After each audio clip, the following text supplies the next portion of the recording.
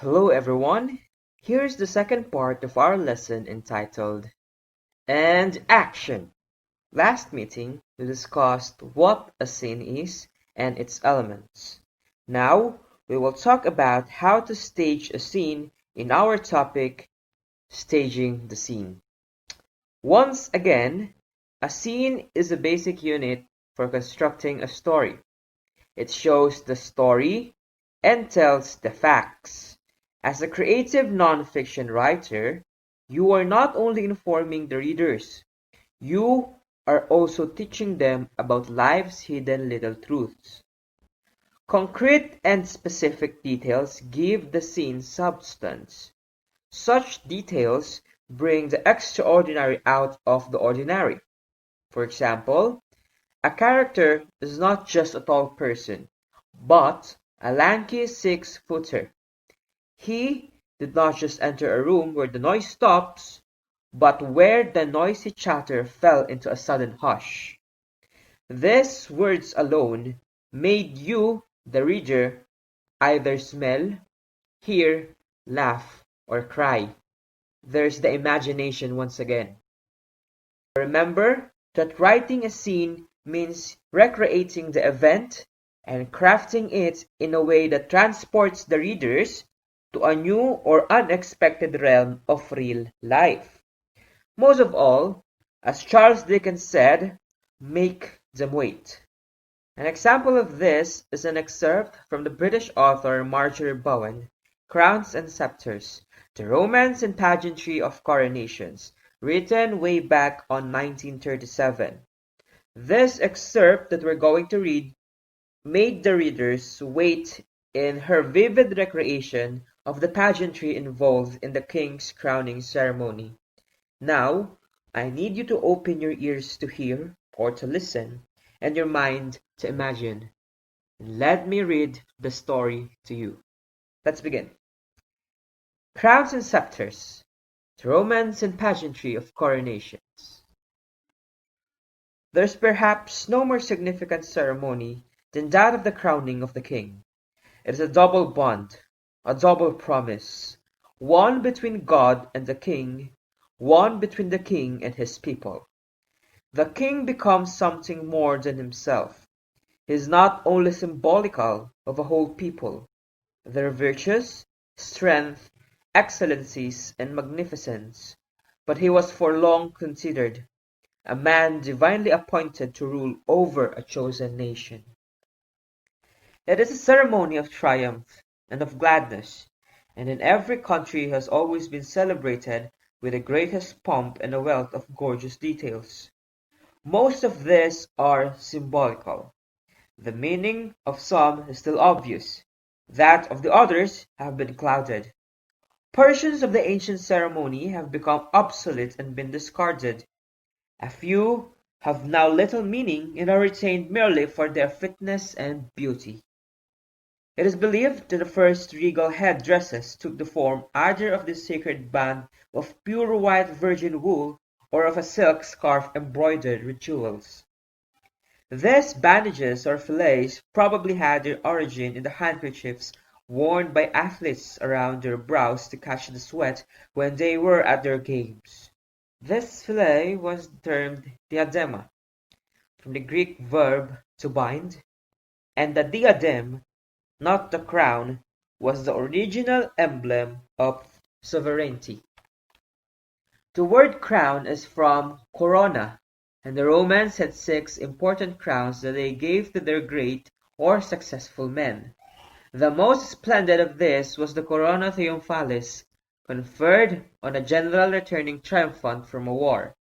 It consisted of a plain wreath of laurels tied by a ribbon at the back and clasping a star in front.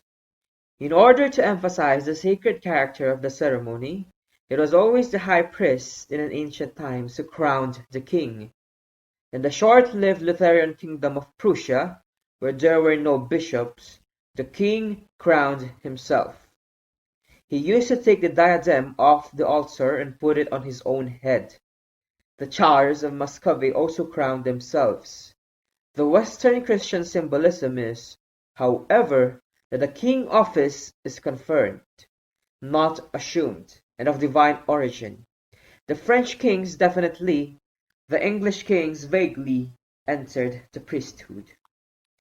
The robes of the king were always as rare and splendid as befitted the occasion and colors, not only symbolic in magnificence and power, but gorgeous in themselves. Were always chosen the richest blues, purples, and crimsons, and the finest materials of silk, velvets, and linens, adorned with as many jewels and as much gold as the people could afford. Crimson, scarlet, and purple were also the most costly and difficult dyes. Many of the garments kept specially for this occasion the king wears at his crowning are priestly in origin, as the stole, the other vestments, the silk dalmatic, the tunic, the buskins and sandals, the spurs and the various swords, all date from later times, most those of chivalry and part of the equipment of a knight. They are kept to enhance the beauty of this elaborate ritual, and all have a lofty and even beautiful meaning. For instance, the blunt-edged sword "Kartana", showing mercy. Coronation set fashions.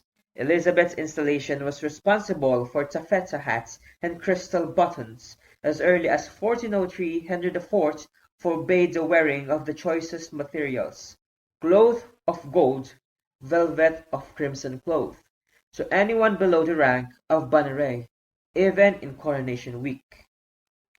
The king, emperor, or chieftain used to be lifted up at his coronation, and with the orb in one hand and the sceptre in the other, his glittering robes clasped over his breast, and his raised crown or jeweled helm on his head, shown to the crowd so that there might be no confusion about the personality that had been accepted as leader of, and a symbolic of course, the people.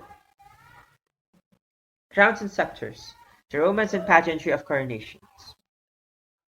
In our story, we saw how Bowen wrote the book to remind the general reader on some unknown facts about the ceremony or crowning of a king. Using these historical facts, the author Bowen transports you, the reader, to the scene of the action.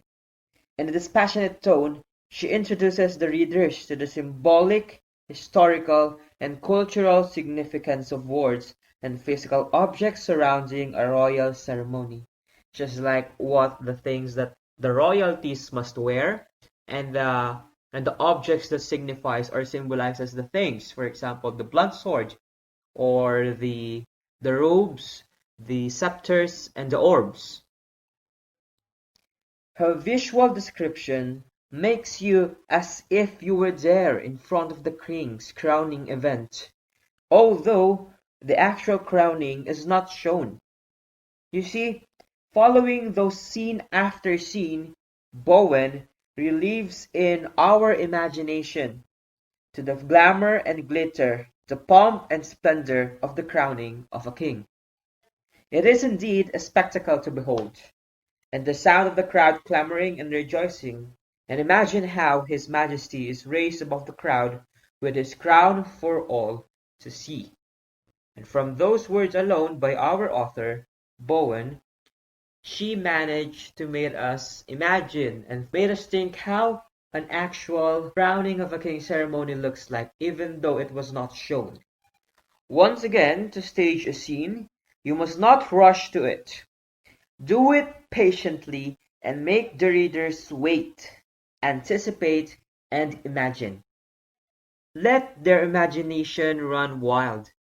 Let the readers anticipate. Let the readers be hooked to the story.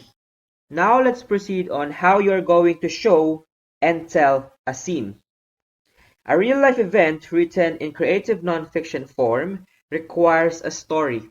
This is the literary part of it, and a teller, which is the factual part. As a creative non-fiction writer, your task is to show and tell.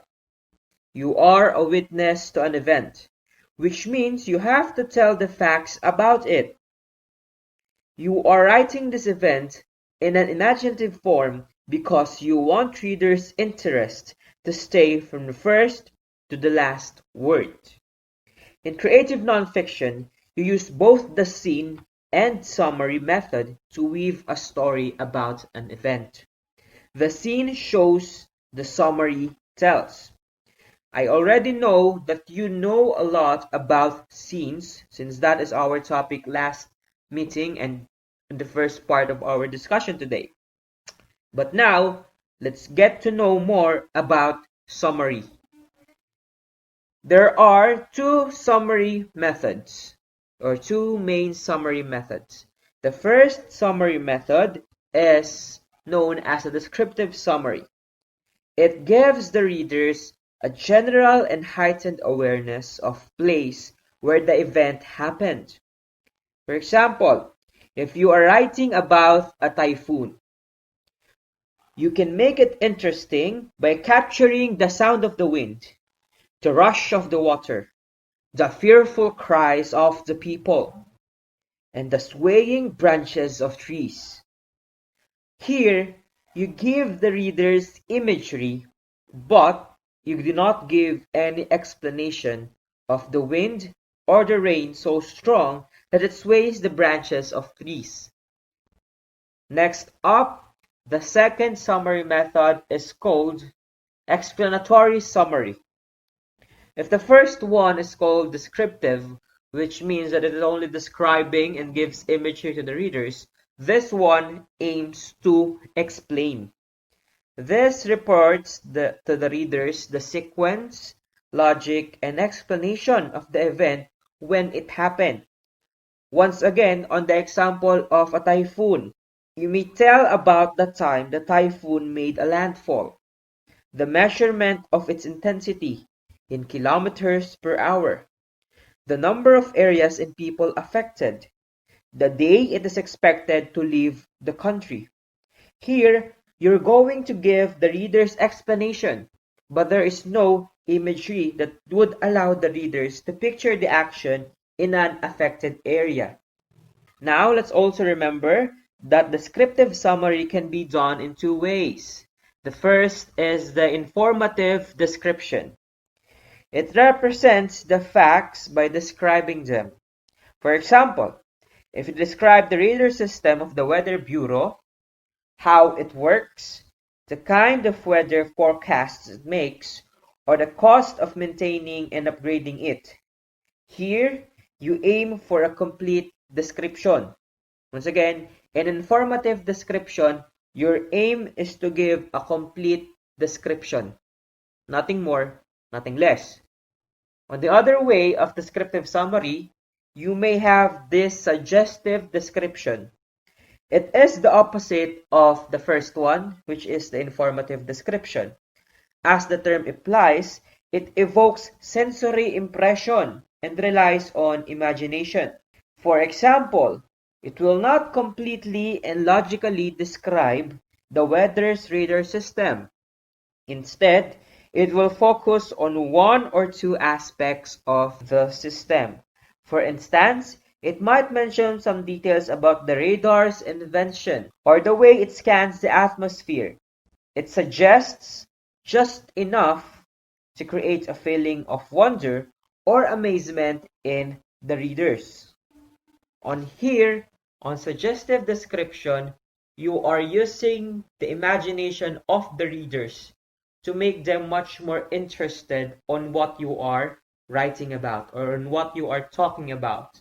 While on informative description, you want your readers to be interested because of the facts that you are saying. Got it? So once again, we have these two summary methods. The main ones are the descriptive summary and the explanatory summary. And descriptive summary have these two branches. The first is the informative description, where it gives the information about a certain topic, and a suggestive description, which gives you the imagery that you want based on that topic, or the imagery that the authors wants based on that topic.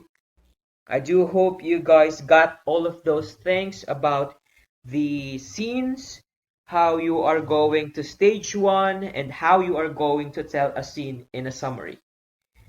Because for now, we will have our new activity for today.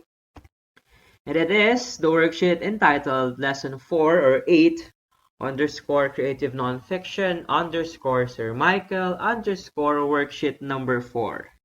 Let me show it to you. So here is your worksheet number 4. And as always, you have to write your name there. Please write the complete name, your section or your strand, and here's the directions. Using different summary methods, I want you to summarize crowns and scepters. Once again, using the different summary methods, summarize crowns and scepters. If you already forgot all about crowns and scepters, or you do want to know more about it, then I suggest that you replay the video of me reading the excerpt to you, or you may just search it through the internet if you want to.